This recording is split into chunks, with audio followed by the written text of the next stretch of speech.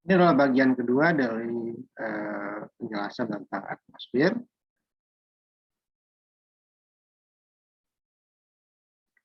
Nah, di mana benda-benda langit itu hancur ya? Batu-batu yang berasal dari ruang angkasa itu hancur, itu di lapisan ionosfer atau di lapisan termosfer ini. Ada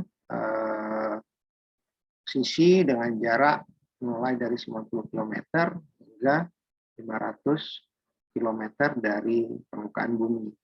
Dan kita lihat ini adalah grafik suhu. Ya.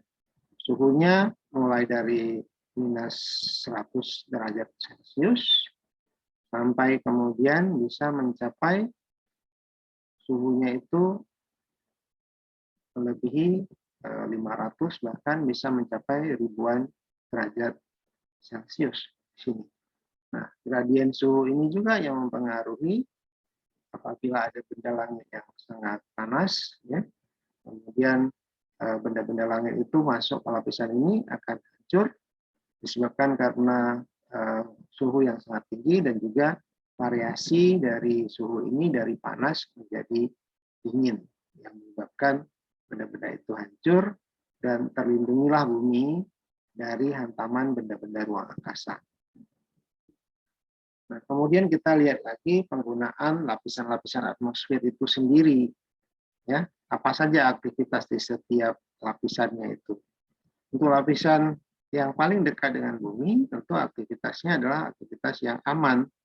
Ya, ini kita lihat aktivitas misalnya di troposfer untuk penggunaan pesawat biasa, pesawat kecil, kemudian juga untuk penggunaan terjun payung, balon udara, ya.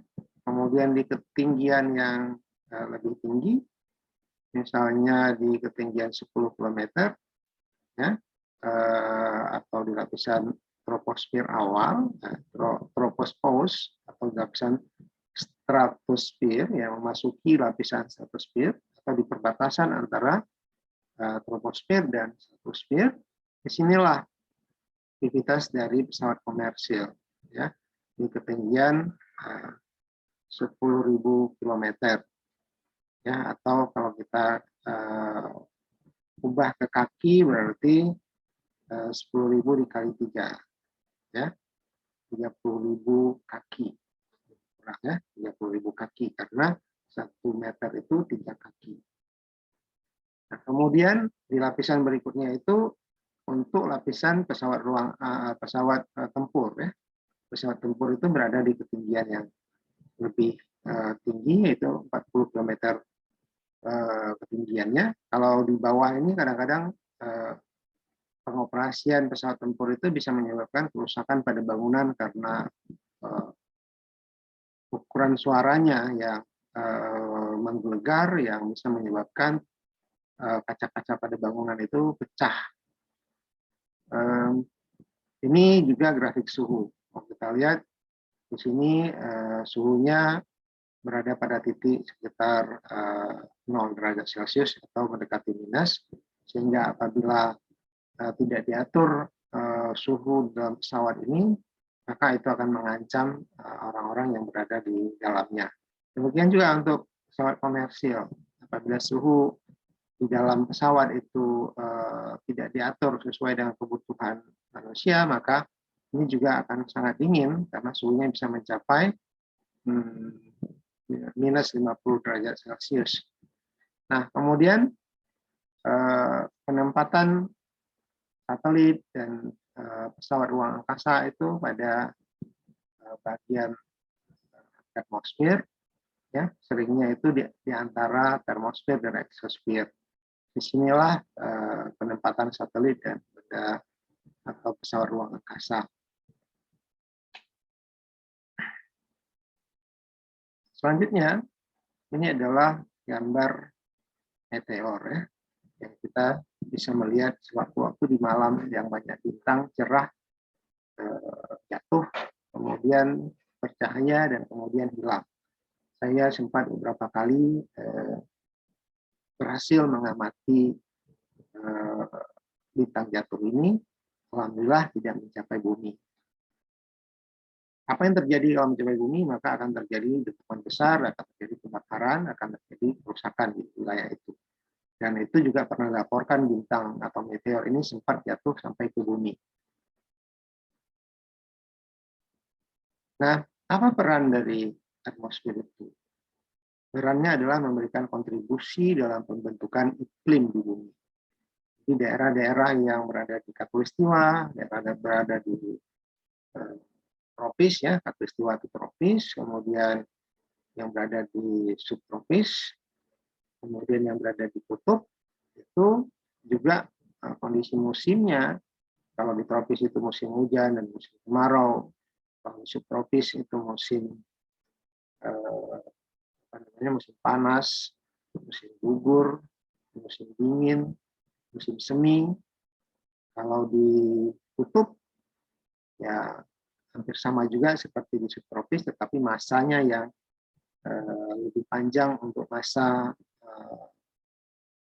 musim esnya atau musim winternya lebih panjang di kutub, lebih dingin dibandingkan dengan daerah lainnya. Dan suhu yang paling atau iklim yang paling menguntungkan itu adalah iklim di tropis seperti posisi Indonesia yang kita rasakan, dan itu sangat menyenangkan.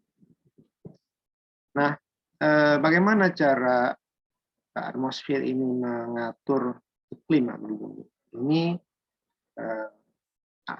perubahan tekanan atmosfer, ya.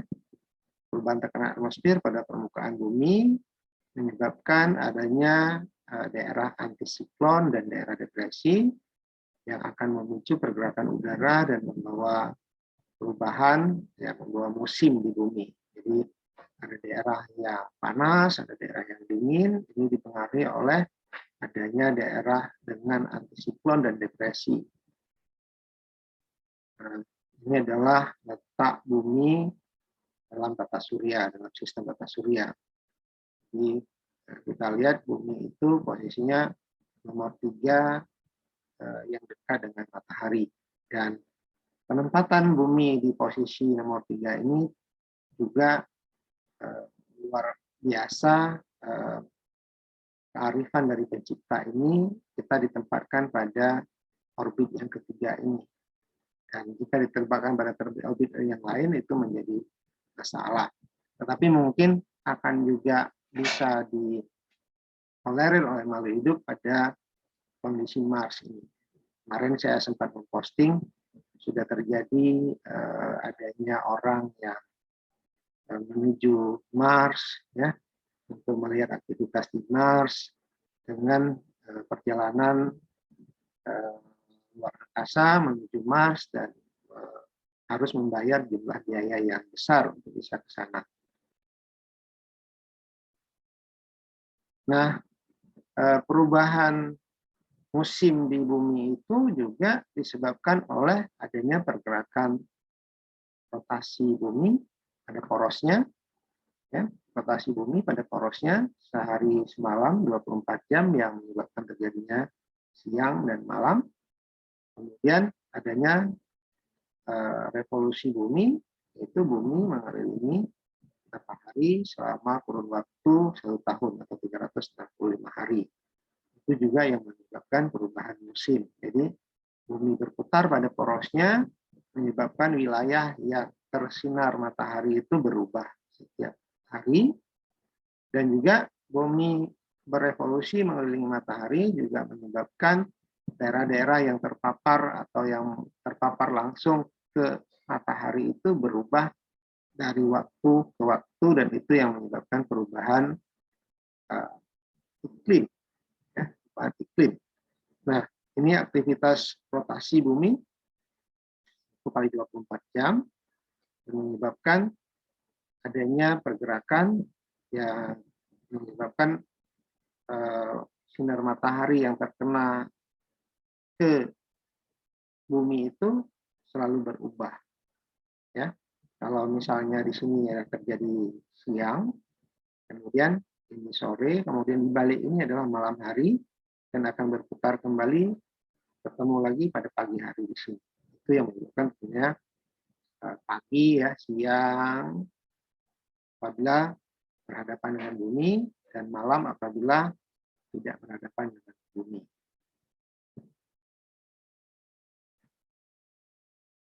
Jadi arah pergerakan rotasi bumi itu adalah berlawanan dengan arah jarum jam.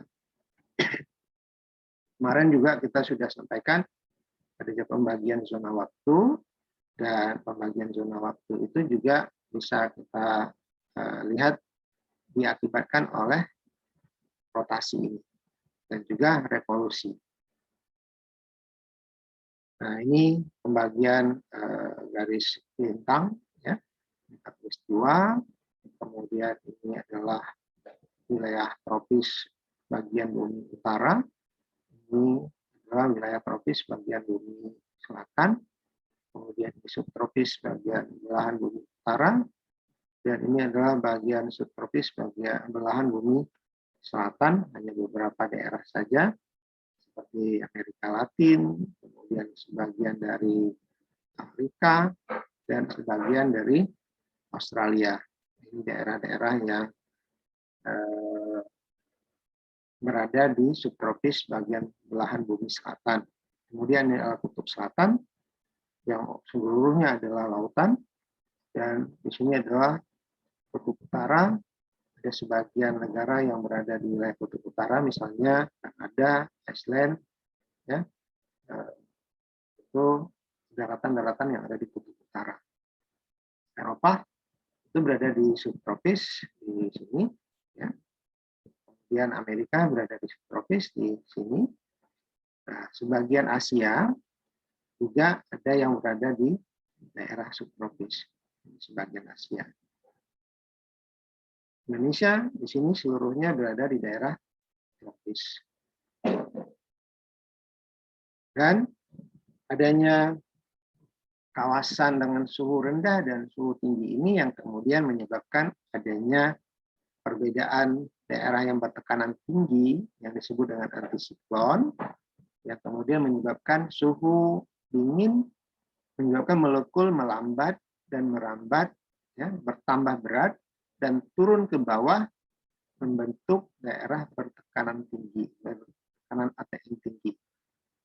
Jadi di daerah-daerah yang pegunungan itu biasanya ini akan terjadi ATM-nya itu berkurang setiap naik 100 meter.